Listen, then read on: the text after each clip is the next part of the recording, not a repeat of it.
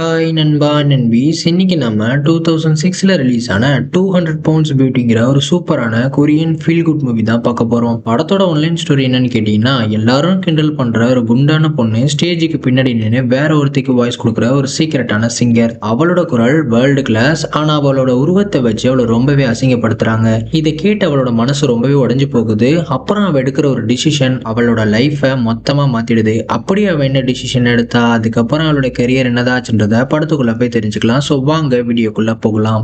Starting சீன்ல நம்ம heroine ஹேனாவை தான் காட்டுறாங்க. ஹேனா செம்ம கியூட்டான பொண்ணு, ஆனா அவ ரொம்ப குண்டா இருப்பா. இதனால அவளுக்குள்ளேயே ஒரு பெரிய தாழ்வு மனப்பான்மை இருக்கும். ஆனா அவளுக்கு ஒரு அழகான பையனை காதலிக்கணும்னு ஆசை. அந்த ஆசையில ஒரு சாமியார் கிட்ட போய் தான் ஒன் சைடா காதலிக்கிற ஒரு பையனோட போட்டோவை காமிச்சு, இவன் எனக்கு கிடைக்கணும், ஏதாவது ஒரு மந்திரத்தை போட்டு கொடுங்க சாமி அப்படின்ற மாதிரி கேட்கறா. அந்த சாமியாரும், ஏமா நீ முதல்ல சாப்பாட்டை குற, அப்புறம் பாரு எல்லாம் தன்னால கிடைக்கணும்னு கிண்டல் பண்ணிட்டு கடைசியா ஏதோ ஒரு மந்திரத்தை ஒரு பேப்பர்ல எழுதி கொடுத்து, இதை எப்படியாவது அவன் கிட்ட இருக்கிற மாதிரி செய்யி, இப்போ போய் தொலை அப்படின்ற மாதிரி சொல்லி அனுப்பிச்சு வச்சிடறாரு. ஹேனா கிட்ட இன்னொரு ஸ்பெஷலான விஷயம் இருக்கு, அதுதான் அவளோட குரல். ஆனா அவளோட உருவத்தினால அவ வெளியே வந்து பாட மாட்டேங்கிறா. ஏன்னா எல்லாரும் நம்ம உருவத்தை வச்சு கிண்டல் பண்ணுவாங்கன்னு நினைக்கிறா. அதனால ஆனின்ற ஒரு பொண்ணுக்கு பின்னாடி நின்று அவளுக்கு பேக்ரவுண்ட் பாடுற வேலையை செய்வா. அப்போ இந்த ஆனி பொண்ணுக்கு எக்கச்சக்கமான ஃபேன்ஸ். ஆனா யாருக்கும் உண்மை தெரியாது. ஸ்டேஜ்ல ஆனி வெறும் வாயை மட்டும் தான் அசைக்கிறான், ஆனா பாடுறது நம்ம ஹேனா தான். இந்த ஷோட டைரக்டர் தான் நம்ம ஹீரோ சங்ஜூன். அவன் மேலதான் அந்த ஹேனாக்கு வந்துட்டு ஒரு க்ரஷ் இருக்கும். இப்படி ஸ்டேஜ்ல பாடிக்கிட்டே இருக்கும்போது ஹீரோ ரசிச்சுக்கிட்டே ஹேனா திடீர்னு தன்னை அறியாம குதூகலமா டான்ஸ் ஆட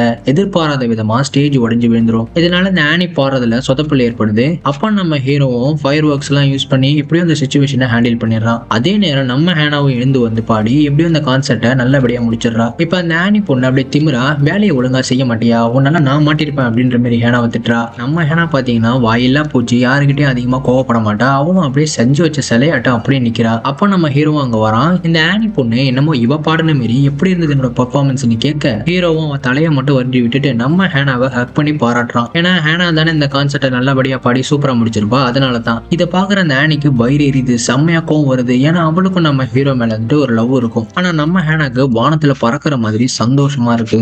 இப்ப அப்படியே அன்னைக்கு நைட்டு நம்ம ஹேனா அவ ஃப்ரெண்டு கிட்ட இந்த மாதிரி ஹீரோ ஹக் பண்ணதை பத்தி சந்தோஷமா சொல்லிட்டு இருக்கா. இங்க பாருடி, அவன் நீ நல்லா பாடினதுனால உன்னை என்கரேஜ் பண்ற விதமா தான் உன்னை ஹக் பண்ணிருப்பான். பொண்ணு புரிஞ்சுக்க, பசங்களை பொறுத்த வரைக்கும் பொண்ணுங்க 3 விதம். இந்த மாதிரி பொண்ணுங்களுக்காக அவங்க கண்ணை மூடிட்டு ஓகே சொல்லுவாங்க.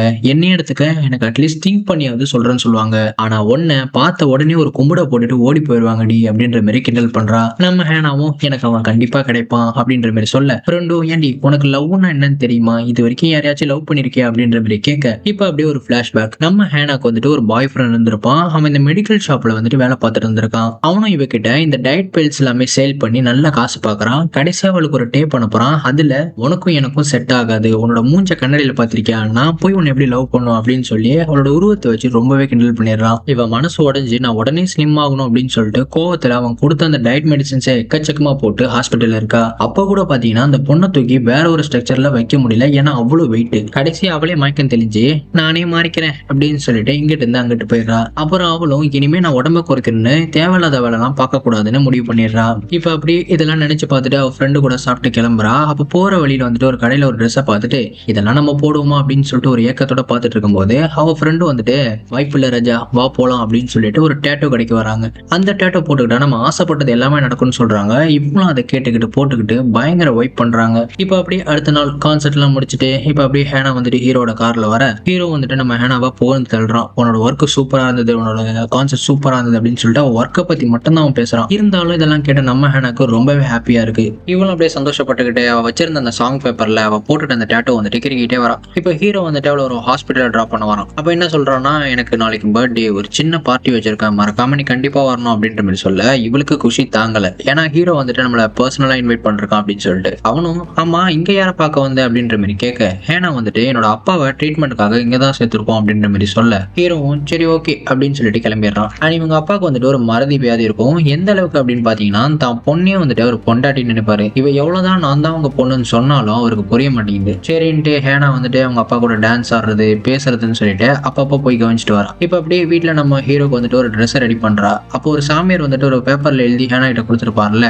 அதை அந்த ட்ரெஸ்ல ஸ்டிச் பண்ணும்போது அவ ஃப்ரெண்டு ஒரு பார்சல் எடுத்துட்டு வரதான் பாக்குறா. அதுல ஒரு ட்ரெஸ்ஸை நம்ம ஹீரோ தனிப்பட்ட முறையில ஹேனாக்கு கொடுத்து, இன்னைக்கு நடக்கிற பர்த்டே பார்ட்டிக்கு இதை கண்டிப்பா நீ போட்டுட்டு வர அப்படின்ற மாதிரி சொல்றான். அவளும் போட்டு பார்த்தா அது ரொம்பவே டைட்டா இருக்கு. ஸோ பார்க்க ஒரு மாதிரியா தான் இருக்கு. அவ ஃப்ரெண்டுமே இல்ல என்னால பார்க்க முடியல அப்படின்ற மாதிரி கிண்டல் பண்றா. ஆனா ஹேனா வந்துட்டு ஹீரோ ஆசைப்பட்டு கொடுத்தானே அப்படின்னு சொல்லிட்டு அதையே போட்டுட்டு போறா அவ ஃப்ரெண்டு கூட. அப்போ கூட பாத்தீங்கன்னா ஒரு கோட்டை தான் போட்டுட்டு போறா. ஏன்னா மத்தவங்க யாராவது பார்த்து நம்மள கிண்டல் பண்ணுவாங்கன்னு சொல்லிதான். இப்படியே அங்க ஆனி வரா. ஆனா அவளும் அதே ட்ரெஸ்ஸை போட்டுட்டு வரதை பார்த்து ஹேனாக்கு மனசே ஒடிஞ்சிடும். ஹேனாவும் என்னடா அவன் நமக்கு மட்டும்தான் ட்ரெஸ்ஸை ஸ்பெஷலா அனுப்பியிருப்பான்னு நினைச்சேன், ஆனா இவங்களுக்கும் அனுப்பியிருக்கானே அப்படின்னு சொல்லிட்டு ரொம்பவே ஃபீல் பண்ணி இப்ப அப்படியே ஹேனா வந்துட்டு அங்க இருந்து எழுந்து போயிடுறா. இப்பதான் ஒரு உண்மை புரியுது. அந்த ட்ரெஸ்ஸை வந்துட்டு ஹீரோ கொடுத்தது இல்ல, ஹேனாவை அவமானப்படுத்த இந்த ஆனி பார்த்த வேலைன்னு. ஹீரோக்கு வந்து இது எப்படியோ தெரிஞ்சிடுது. ஆனியை தனியா கூட்டிட்டு போய் ஏன் இதை செஞ்ச, என்ன கோவம் அவன் மேல உனக்கு, ஏன் அவளை இப்படி ட்ரீட் பண்ற அப்படின்ற மாதிரி கேட்கறான். இப்பதான் வந்து ஹீரோ ஹேனாவை வெறும் ஒரு கருவியா தான் பாக்குறான்னு தெரிய வருது. இங்க பாரு அவன் நல்லா பாடுறா, அதனால தான் நம்ம கான்செப்ட் நல்லா போகுது. ஹே நீ என்ன நினைச்ச, எனக்கு அவன் மேல ஏதாவது ஃபீலிங்ஸ் இருக்குன்னா நீ வேற, அவளை போய் நான் எப்படின்ட்டு ரொம்ப அவளோட உருவத்தை வச்சு அசிங்கப்படுத்துறான். அப்ப ஹேனா இவங்க பேசிட்டு இருக்கும்போது போயிருப்பால, அவன் நேரா ரெஸ்ட் ரூமுக்கு தான் வந்திருக்கா. இதை எல்லாத்தையும் கேட்ட உடனே ஹேனா மனசு சுக்குநூறா உடைஞ்சிடுது. என் ஃபர்ஸ்ட் லவ் பண்ண மாதிரி தேவைக்கு யூஸ் பண்ணிக்கிட்டானே அப்படின்னு சொல்லிட்டு ரொம்பவே சோகமா வீட்டுக்கு வரா. அப்படியே வந்த உடனே சுத்தி இருக்கிற எல்லா கேப்பையுமே வந்துட்டு துணியை வச்சும் இல்ல டேப் வச்சுமே ஒட்டிட்டு கேஸை ஓபன் பண்ணிட்டு சாகலான்ற ஒரு முடிவு பண்ணி படுத்துடுறா.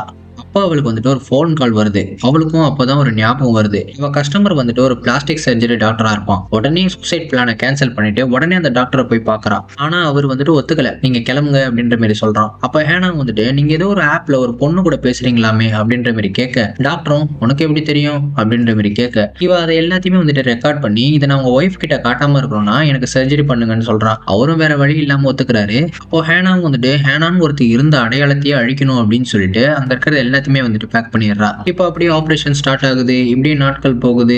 ஹேனா இல்லாதனால ஆனிக்கு பயங்கர சர்க்கிள். அதனால அவங்க மார்க்கெட் வந்து டவுன்ல போயிடுது. இப்போ அப்படியே ஆபரேஷன் சக்சஸ்ஃபுல்லா முடியுது. அவளும் தன்னோட வெயிட்டை வந்துட்டு குறைக்க ஸ்டார்ட் பண்றா. அதே சமயம் இங்க நம்ம ஹீரோ வந்துட்டு அவளை தேடிட்டு இருக்கான். இப்படியே ஒரு வருஷம் ஆகுது. ஒரு வருஷத்துக்கு அப்புறமா ஹேனா கட்டெல்லாம் பிரிச்சு கண்ணாடியை பார்க்கும்போது அவளால நம்பவே முடியல. ஏன்னா அவ்வளவு அழகா இருக்கா. உடனே சந்தோஷத்துல அந்த டாக்டரை ஹேக் பண்ணி என்னோட வாழ்க்கையை மாத்திட்டீங்களே அப்படின்னு சொல்லிட்டு ஆனந்த கண்ணீரே வர்றா. அப்புறம் நேரா போய் அந்த ஷாப்ல பார்த்து அந்த ட்ரெஸ்ஸை வாங்கி அப்படியே குதூகலமா ஒரு நடைய போட்டுக்கிட்டே ஹாப்பியா வரா. ஒரு கார் ஷோரூம்ல போய் ஒரு கார் வாங்கலாம்னு பாக்குறா. அப்ப அந்த ஓனரும் அவ அழகுல மயங்கி கம்மியான விலையில கொடுக்க, இவ ஹாப்பியா ஓட்டிட்டு போய் முன்னாடி ஒரு கார்ல இடிக்க, காருக்காரங்க கம்ப்ளைண்ட் கொடுக்கன்னு சொல்லிட்டு பயங்கர கூத்தாகுது. அவளும் அவ ஃப்ரெண்டுக்கு கால் பண்ணி வர சொல்ல, அவ ஃப்ரெண்டு வேகமா ஓடி வந்து பக்கத்துல இருந்த ஒரு வயசான ஆண்டி படுத்துட்டு இருந்திருப்பாங்க. உடனே இவ ஓடி போய் ஏண்டி உனக்கு இந்த நிலைமை வரணுமா அப்படின்னு சொல்லிட்டு ரொம்பவே கடுறா. அப்போ வந்துட்டு ஹேனாவும் நான் தாண்டி உன்னோட ஹேனா அப்படின்னு சொல்ல இவன் நம்ப மாட்டேங்கிறா. அப்போ அவ போட்டுட்டு அந்த டேட்டோ வந்து காட்டுறா. அப்ப அவளுக்கும் புரிஞ்சிடுது. ரொம்ப நாள் பார்க்காம இருந்ததுனால ரெண்டு பேரும் சந்தோஷத்துல தொல்றாங்க. இப்ப அப்படியே கரெக்டான ஒரு ரெஸ்டாரண்ட்ல பேசிட்டு இருக்காங்க.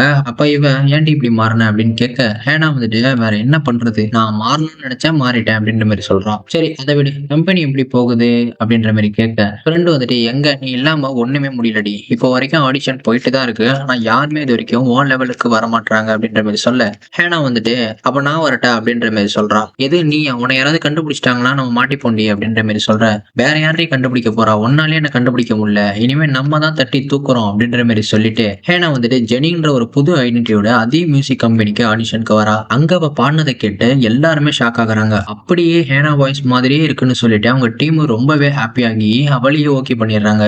அப்போ இந்த ஆனி பொண்ணு வந்துட்டு என்ன கான்செப்ட் பண்ண ரெடியா அப்படின்ற மாதிரி கேட்க, இப்ப இந்த ஆனியை விட இந்த ஜெனி அழகா இருக்கிறதுனால ஆனி ஒரு சீரியல் பெர்ஃபார்ம் பண்ணிட்டு இருப்பா. அதனால ஹீரோவும் வந்துட்டு நீ அதுலயே கான்சென்ட்ரேட் பண்ணு அப்படின்ற மாதிரி சொல்லி அவளை அனுப்பி வச்சிடறான். இப்போ ஹீரோ வந்துட்டு அவன் அப்பா கிட்ட இதெல்லாம் பத்தி பேசுறான். ஏன்னா அவரு தான் இந்த கம்பெனியோட எம்டி. ஸோ அவரும் ஓகே சொல்லிடுறாரு. இப்போ ஹீரோவும் அவளை புது சிங்கரா இன்ட்ரடியூஸ் பண்றான். அதனால ஹேனா இப்போ டாப் மாடல் அண்ட் செலிபிரிட்டியா ஆகிடுறா.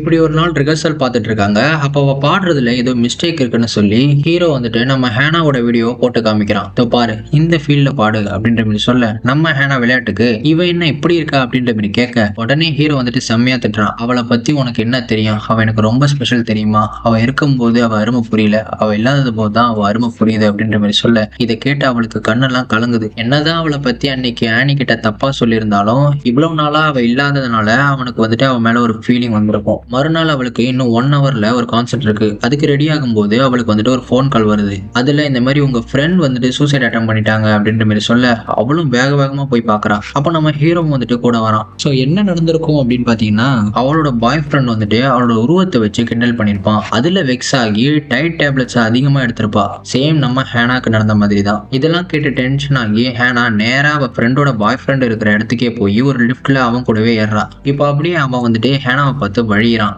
இவ்வளவும் டேய் நீ என் ஃப்ரெண்டோட பாய் ஃப்ரெண்டு தானே, உங்களுக்கு குண்டா இருந்தா என்னடா அசிங்கமா அருவருப்பா அப்படின்னு சொல்லிட்டு அவனை போட்டு மொத்துன்னு மொத்துறா. அப்ப கரெக்டா ஹீரோ வந்துட்டு லிஃப்ட்டுக்குள்ள வந்துடுறான். வந்த உடனே அந்த பாய் ஃப்ரெண்ட் வந்துட்டு அப்படியே துள்றான். நான் போலீஸுக்கு கால் பண்ண போறேன், உங்க எல்லாரையுமே வந்து ஜெயில வைக்க போறேன் அப்படின்ற மாதிரி சொல்ல உடனே அவன் வாயில ஒரு அட்டியை போட்டுட்டு நம்ம ஹீரோ வந்துட்டு ஹேனா ட்ரெஸ் வந்து லைட்டா கீச்சிட்டு அதுக்கப்புறம் முடியெல்லாம் அப்படி கழிச்சு விட்டுட்டு நீ போலீஸ் கிட்ட போனா நான் கதையே மாத்திருவேன் அப்படின்ற மாதிரி சொல்ல அவனுக்கு வந்துட்டு லைட்டா பயம் வருது. சரின்ட்டு சொல்லி அவனுக்கு கொஞ்சம் பணத்தை கொடுத்துட்டு நல்லா ஹாஸ்பிட்டலா போய் பாடுறா அப்படின்ற மாதிரி சொல்லிட்டு நேரா அந்த கான்செர்ட்டுக்கு வராங்க. ஆனா அவளுக்கு டைம் சுத்தமா இல்ல. ட்ரெஸ் ஆல்ரெடி கிழிஞ்சிருக்கு, வேற முடியெல்லாம் கழிஞ்சிருக்கு. அப்போ ஹீரோ வந்துட்டு அப்படியே மோட்டிவேட் பண்றான். உன்னால முடியும், தைரியமா போ அப்படின்ற மாதிரி சொல்ல அவளுக்கு வந்துட்டு அப்படியே எமோஷன் ஆகி அவளை ஹக் பண்ணிட்டு அங்க வரதுக்கு அவளுக்கு கொஞ்சம் கூச்சமா இருக்கு. அவளால சரியா பாட முடியல. அப்ப நம்ம ஹீரோ வந்துட்டு பக்கத்துல இருந்து என்கரேஜ் பண்றான். உடனே ஃபுல் வைபா பாட ஆரம்பிக்கிறான். ஃபேன்ஸ் எல்லாம் ரொம்ப என்ஜாய் பண்றாங்க. சோ அதனால பெரிய செலிபிரிட்டியாவே ஆயிடுறா. அவ ஃப்ரெண்டும் டிஸ்சார்ஜ் ஆகிடுறா. அவ கூட ஹேனா வெளியே போனாலே கூட எல்லா ஃபேன்ஸுமே வந்து தொல்லை பண்ண ஆரம்பிச்சிடறாங்க. ஏன்னா இப்ப அவ்வளவு ஃபேமஸ் ஆகிடுறா. ஒரு நாள் நம்ம ஹீரோ அவ வீட்டுல அவ அந்த டேட்டுவை ஒரு கண்ணடியில வரைஞ்சிருக்கிறத பாக்குறான்.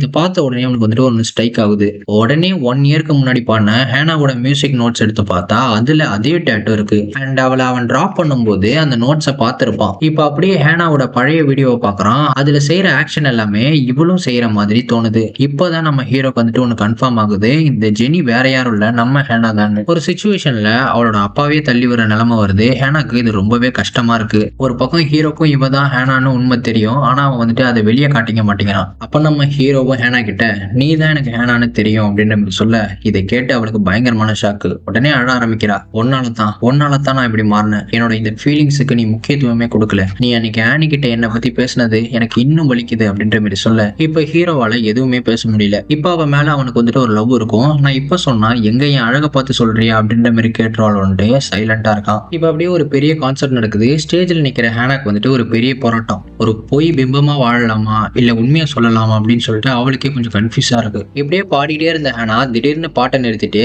மன்னிச்சிடுங்க, நான் இப்ப உங்க முன்னாடி நிக்கிற இந்த ஜெனி ஒரு பொய். நான் இந்த ஸ்டேஜுக்கு பின்னாடி நின்னுதான் வேற ஒரு பொண்ணுக்கு வாய்ஸ் கொடுக்குறேன் அப்படின்ற மாதிரி சொல்லி ஆட ஆரம்பிக்கிறா. ஹீரோ வந்துட்டு இல்ல அவன் மனசுல இருக்கிற எல்லாத்தையும் சொல்லட்டும் அப்படின்னு சொல்லி அப்படியே விட்டுறான். தன்னோட பழைய உருவம் இப்ப இருக்கிற மாற்றம் அதெல்லாம் பத்தி சொல்லிக்கிட்டு இருக்கா.